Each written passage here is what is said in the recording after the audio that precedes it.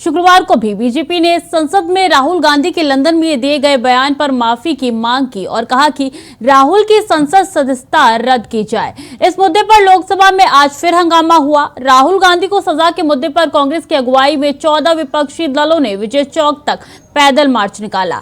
इन दलों का आरोप है कि केंद्र सरकार सीबीआई, ईडी जैसी केंद्रीय जांच एजेंसियों का इस्तेमाल कर विपक्ष के नेताओं को टारगेट कर रही है।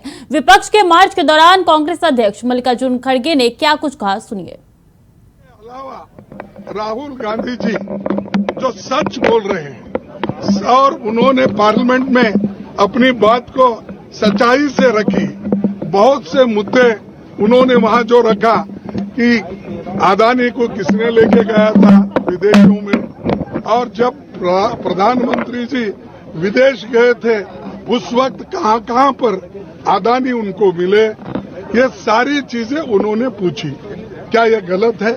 पार्लियामेंट में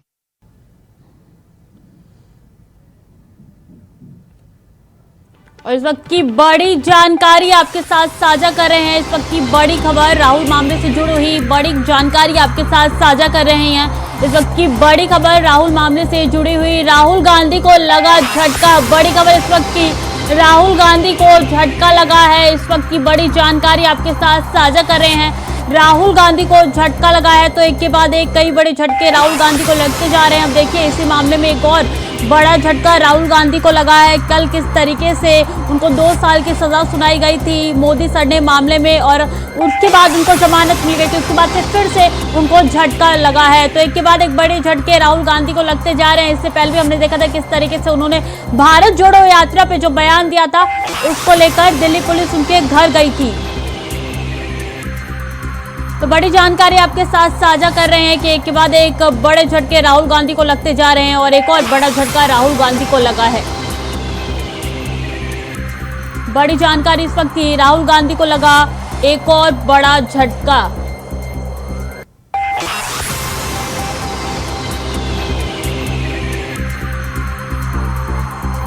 बड़ी जानकारी आपके साथ साझा कर रहे हैं। देखिए, एक के बाद एक राहुल गांधी को बड़े झटके लगे जा रहे हैं। उसी संदर्भ में एक और बड़ा झटका राहुल गांधी को लगा है। आपको बता दें, बीते दिन राहुल गांधी को मोदी सर ने मामले में 2 साल की सजा सुनाई गई थी। हालांकि उसके बाद उनको जमानत मिल गई थी। उससे पहले भी भारत जोड़ो यात्रा में उन्होंने जिस तरीके से बयान दिया था उस पर भी उनके घर दिल्ली पुलिस पहुंच गई थी।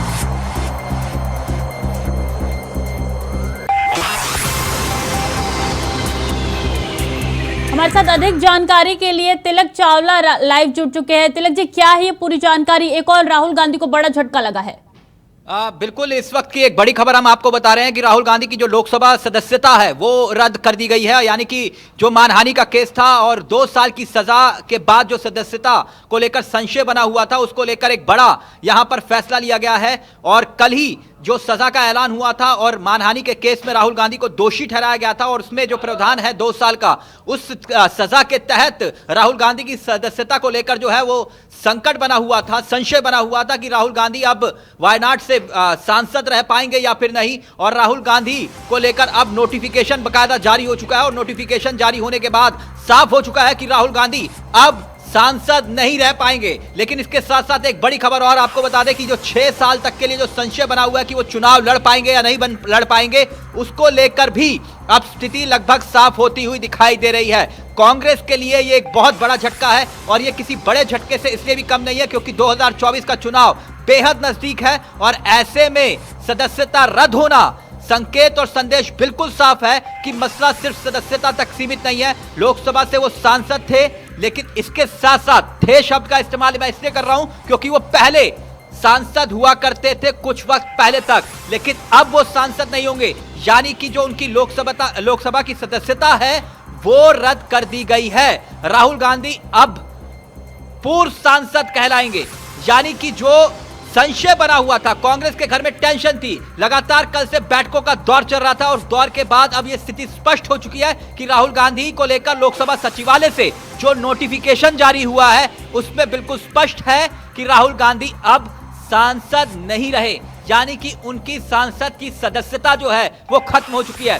मानहानि का केस था और 2 साल की सजा के बाद उनकी सदस्यता को लेकर ये संकट था, और कांग्रेस के केरल के वायनाड से सांसद थे राहुल गांधी। अब स्थिति आगे की रणनीति पर जाकर टिक गई है कि आगे क्या रणनीति होगी। और इस वक्त इस बड़ी खबर पे मेरे साथ अश्वनी शाही जुड़ चुके हैं, जो कि बीजेपी के अनुभवी चेहरे हैं और बीजेपी के प्रवक्ता भी हैं। अश्वनी जी, मेरी आवाज आ रही है आपको? जी, आ रही थी रंगी। अश्वनी जी, क्या आप मुझे सुन पा रहे हैं? जी, सुन पा रहा हूं भाई साहब। जी अश्वनी जी, आज तो बहुत खुश होंगे आप।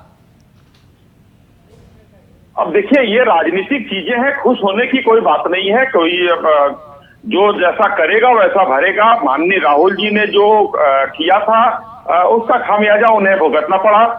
कल माननीय कोर्ट ने उनसे कई बार कहा कि भाई अगर वो माफी मांग लेते, उनके वकील ने कहा माफी मांगने के लिए, लेकिन वो अड़े रहे कि हम माफी नहीं मांगेंगे, हमने गलती नहीं किया है। तो जो गलती किया था कोर्ट की नजर में वो आया और सजा मिली उनको, और उस सजा से 2 साल की सजा हुई। आपके लिए तो शुभ संकेत है ना, कि नहीं अश्वनी जी? देखिए, हमारे लिए राहुल गांधी जी हमारे स्टार प्रचारक हैं, हमको उनसे क्या खतरा है? अच्छा, आपके स्टार प्रचारक है, आपसे कोई खतरा नहीं? जी, राहुल गांधी जी बहुत अच्छे व्यक्ति हैं, सांसद, अब पूर्व सांसद रहे। अब वो तो देखा जाएगा अब आगे क्या होता है, राजनीति क्या मोड़ लेती है। लेकिन ये है अहंकार का नतीजा। और एक जो जिस परिवार का वो जागीरदार परिवार का, आज मुझे वो शरद पवार जी की लाइन याद आ रही है कि कांग्रेस वो दल हो चुका है कि जिस जमींदार के नीचे से सारी रियाया खिसक जाती है, सारी संपत्ति खिसक जाती है, लेकिन वो जमींदार अपने आप को जमींदार ही समझता है। वही स्थिति आज राहुल गांधी जी के साथ हो रही है। सब कुछ खत्म हो चुका है। अच्छा, लेकिन माफी नहीं मांगेंगे। अश्वनी जी, एक लीग से हटके प्रश्न है आपसे मेरा, कि आपको नहीं लगता कि जो बड़ा नेता हो या छोटा नेता हो, एमपी हो, एमएलए हो, विधायक हो, या फिर कानून सबके लिए बराबर है कि नहीं? जो भी अब बोलेगा वो तोल मोल कर बोलेगा, क्योंकि राहुल गांधी की अगर सदस्यता जा सकती है तो किसी की भी सदस्यता जा सकती है, कि नहीं? बयान बहादुर तो आपकी पार्टी में भी बहुत सारे हैं, कि नहीं? देखिए, हर जगह आजकल हर जगह राजनीति में लोगों ने शब्दों को इतना हल्का कर दिया था। आज माननीय राजनाथ जी का एक बयान सुन रहा था मैं कि शब्दों के घाव ज्यादा होते हैं हथियारों के साथ, तो शस्त्रों के घाव से। तो अब शब्दों के घाव लोग देना बंद करेंगे, ये एक नजीर बनेगा। चाहे किसी दल का कोई नेता हो, शब्दों को तोल मोल कर बोलना ही उचित रहता है। और आगे से अब मुझे लगता है कि बहुत कुछ संभल कर अब बोला जाएगा। ओके, अश्वनी जी, आप हमारे साथ बने रहिए। इस वक्त सुधा मिश्रा भी हमारे साथ इस वक्त जुड़ चुकी हैं, कांग्रेस का चेहरा है। सुधा जी, ये क्या हो गया?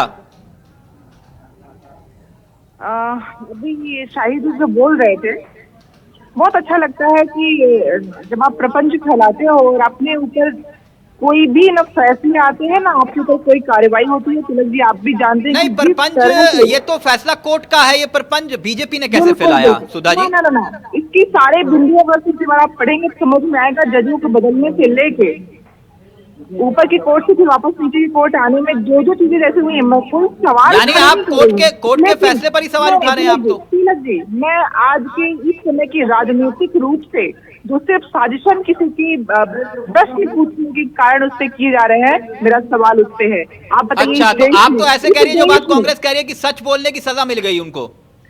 बिल्कुल तिलक जी, आप बताइए, इस देश में अभी तक इतना अच्छा, तो खराब, चलिए सुधा जी, सुधा जी, सुनिए ना, मेरी बात सुनिए। अगर आपको लगता है ये फैसला जो है वो राजनीतिक नजरिए से है, कोर्ट का जो फैसला है, तो मैं आपको इस चैनल से एक चुनौती देता हूं। चुनौती स्वीकार करिए, जो राहुल गांधी ने बोला था खुले मंच पर, आप बोल के दिखाइए। देखिए, अब अगर आप लोगों को, सब लोग, नहीं, आपको नहीं बोल रही हूँ मैं, अगर ये राजनीतिक रूप से किसी बात को पकड़ के सबको जबान बंद कराना चाहते हैं, आप जबान बंद करने की, मैं आपसे कह रहा हूँ, अब राहुल गांधी की लोकसभा से अयोग्य घोषित हो गए ना। जो शब्द उन्होंने बोला, आप बोल के दिखाइए अगर वो शब्द सही था तो। 1 महीने का समय है, हमें कोर्ट पे पूरा विश्वास है कि जिस तरह से मानहानि केस में सदस्यता चली गई उनकी, खबर ये है अब कुछ नहीं कर पाएंगे आप चाहे आसमान सर पर उठा लीजिए, कुछ नहीं कर पाएंगे आप। सजा के तहत आपको राजनीतिक झटका लगा है, उनकी सदस्यता चली गई मैडम। साजिशन कुछ भी किया जाए, राहुल गांधी जी की सुस्ता हस्ती है, लेकिन जबान बंद नहीं कर सकते। साजिशन है तो आप एक बार बोल के दिखाइए ना वो नारा जो राहुल गांधी ने मन से बोला, वो बोल के दिखाइए। मुझे सुधा क्या जी, बोलना सुधा है, जी क्या देखिए, मैं इधर उधर की बात नहीं करता, मैं आपसे सीधा नहीं, कह रहा हूँ, बोल के दिखाइए वो नारा। नहीं, बोलना ना बोलना, सभी लोग क्या क्या बोलते हैं तिलक जी, क्या उस प्रश्न खड़ा होता है, क्या उस पे FIR होती है, क्या उस पे आप इस तरह करिए, से किसने रोका न्याय आते हैं आपको? क्या? आप करिए, अश्वनी शाही जी लाइन पर है, अश्वनी शाही जी कुछ गलत नहीं, बोलते अश्विनी करिए, शाही जी आप कैसे? मानहानि का ये करिए। बता दो अश्वनी मुझे, जी ये जवाब बता दीजिए। दो मुझे कि प्रधानमंत्री के द्वारा बोले गए नहीं जिसको लेकर राजीव गांधी जी अब को सुन लेकर, लीजिए सुधा जी, इंदिरा जी को सुधा जी, लेकर, सुधा जी, मैं भाजपाइयों समझ के सकता जितने हूँ, भी बयान है। आज कांग्रेस जिस परिस्थिति से गुजरी मैं समझ सकता हूँ। सुधा जी ने जो कहा, जवाब दीजिए अश्वनी शाही जी। वो कह रहे हैं राजनीतिक साजिश के तहत फंसाया गया। देखिए तिलक जी, आज जो है मामला इतना संवेदनशील है। मैं सुधा जी एक अच्छी और सुलझी हुई प्रवक्ता हैं, इसलिए मैं एक इनको सलाह देना चाहता हूं। आज अभी जो ये शब्द इन्होंने बोला है जजों को बदलने का, यही बात माननीय खड़गे साहब ने भी बोला था, जो सीधा सीधा कंटेम्प्ट ऑफ कोर्ट है। अगर आपके चैनल ये जिम्मेदारी लेता है और सुधा जी इस बात को दोहराती है, तो मैं अभी भी कहता हूं कि सुधा जी इस चीज को न बोले तो ज्यादा बढ़िया है। आप लोगों ने जिस तरह से देश के लोगों को बोलने का अधिकार छीनने का काम किया है, ये जनता देख रही है, देश देख रहा है, क्योंकि जितना अच्छा आपको इनको गोली मारो, गोली मारो, ये होता है देश की लोगों के साथ कहीं ना कहीं गलत बयानी करना। उस पर कोई कोर्ट का कोई आदेश और वो नहीं आ रहा है, जबकि मंच से दिल्ली में गोली मारो करके आगे जो किया गया था, आप जो मंत्री हैं, आपने मुकदमा कराया, आपके साथ जो आपके साथ बोलेगा वो मंत्री पद से लेके सारी व्यवस्थाओं पे रहेगा, लेकिन जो आपके खिलाफ बोलेगा, आपसे प्रश्न करेगा, उसको आप कहीं ना कहीं से खत्म करने की कोशिश करेंगे। आपको कर रहे हैं, करिए, ठीक है। सुधा जी अभी भी आप लोग अहंकार में है, सुधा जी अभी भी आप लोग अहंकार में है, अभी भी न्यायालय के फैसला आने के बाद भी आप अहंकार में है सुधा जी। कोर्ट की सहारे कोर्ट क्या करती है हम उसको देख रहे हैं, हमें अपने देश के संविधान पे पूरा भरोसा है, लेकिन ये जो मौजूदा सरकार है वो सिर्फ और सिर्फ अभिव्यक्त की आजादी को समाप्त करना चाहती है। न्यायालय पर भरोसा ही नहीं कर रहे, आप संविधान पर क्या भरोसा करेंगे? न्यायालय का भरोसा ही नहीं है आपको। व्यक्ति हर वो काम करता है, रावण से बड़ा कोई विद्वान नहीं था, लेकिन अहंकार ने उसको हर चीज सोचने के लिए खत्म कर दिया था। आप लोगों की अवस्था वही हो रही है कि आपको न सोचना है न विचारना है, हर वो काम करना है।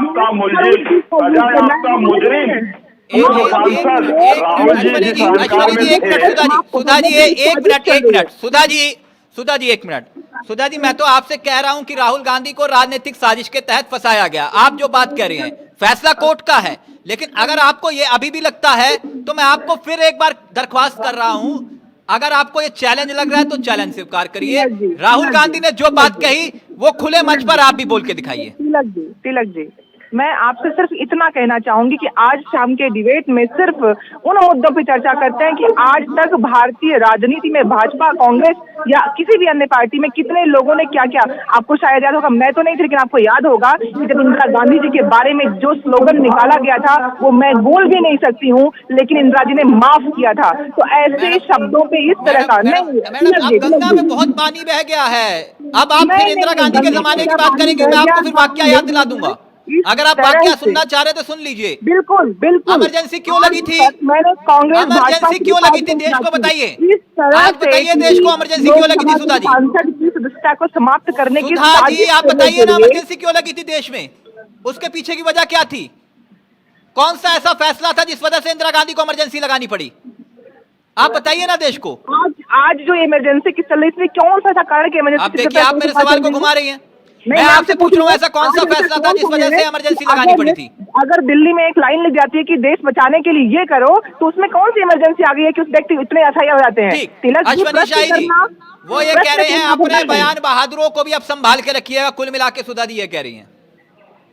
देखिए तिलक जी, दोबारा मैं कहना चाहता हूं कि सजा याफ्ता मुजरिम राहुल गांधी जी, पूर्व सांसद भी अहंकार से नीचे नहीं उतरे और कांग्रेसी लोग भी नहीं उतर रहे हैं, और अब कांग्रेसी भी नहीं उतर रहे हैं उस अहंकार से नीचे। ये लोग मुकदमा कराए भाई। लेकिन इस तरह से जब बयानबाजी करते हैं, जब व्यक्ति सही कह रहा हो, सत्य कह रहा हो, लेकिन सत्ता के साथ खड़ा होना बहुत मुश्किल होता है शाही जी, बहुत मुश्किल होता है। आप नहीं बोल पाएंगे,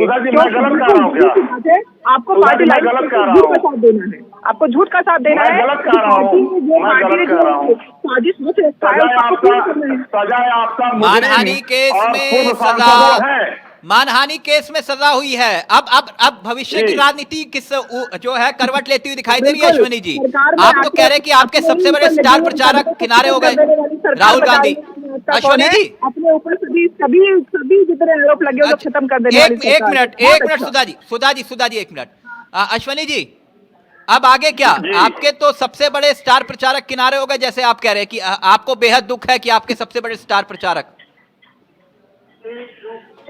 देखिए, आगे राजनीतिक दल हम राजनीति अपना करेंगे। किसी के आने जाने से भारतीय जनता पार्टी को कोई फर्क नहीं पड़ता। ये कांग्रेस का अपना मामला है।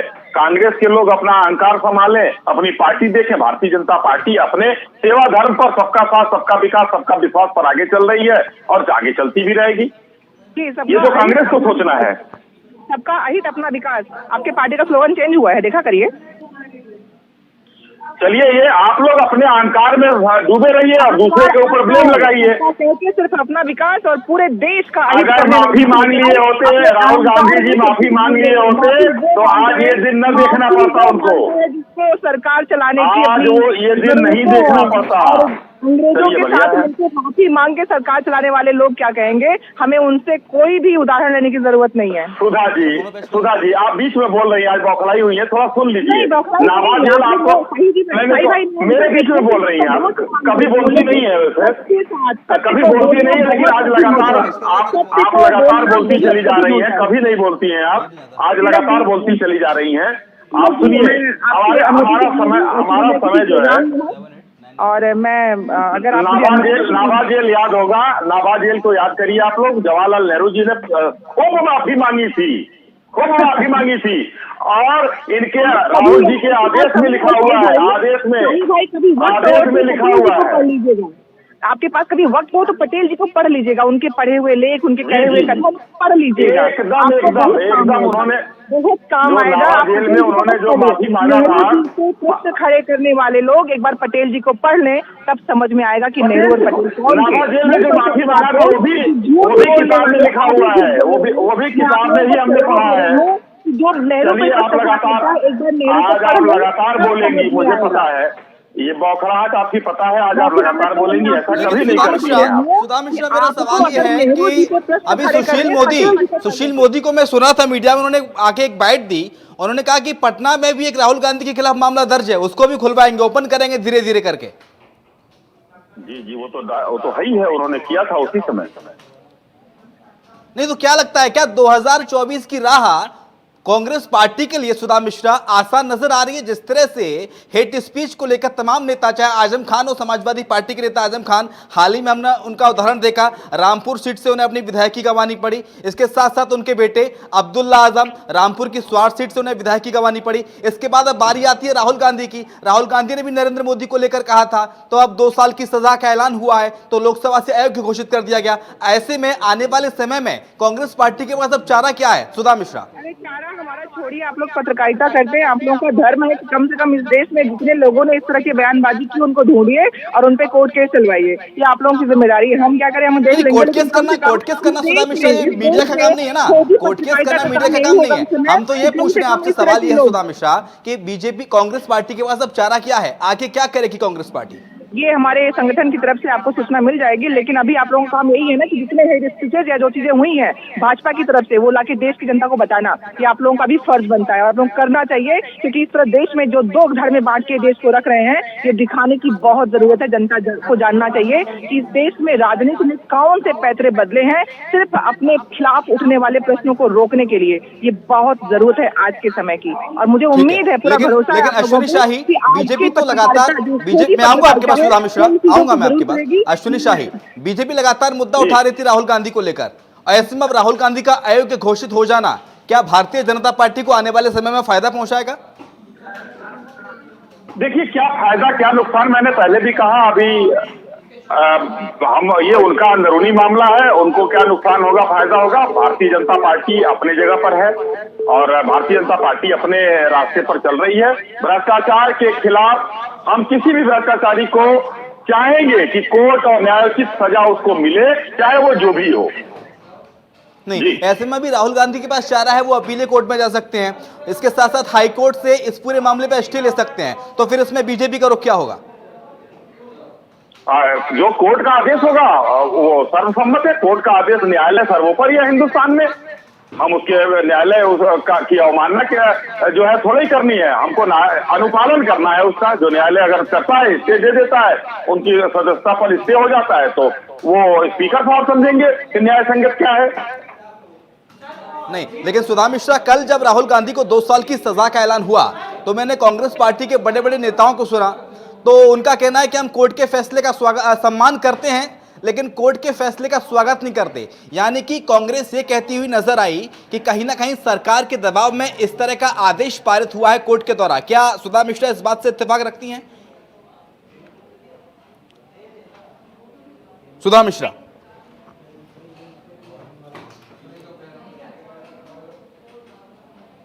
सुधा जी नहीं है लग रहा साथ में हम लोगों के, वो कहीं। ठीक है, सुधा मिश्रा तक हमारी आवाज शायद नहीं पहुंच पा रही है, कोई तकनीकी खराबी के चलते संपर्क कट गया। लेकिन अश्विनी शाही, जो बात बार बार कही जाती है कि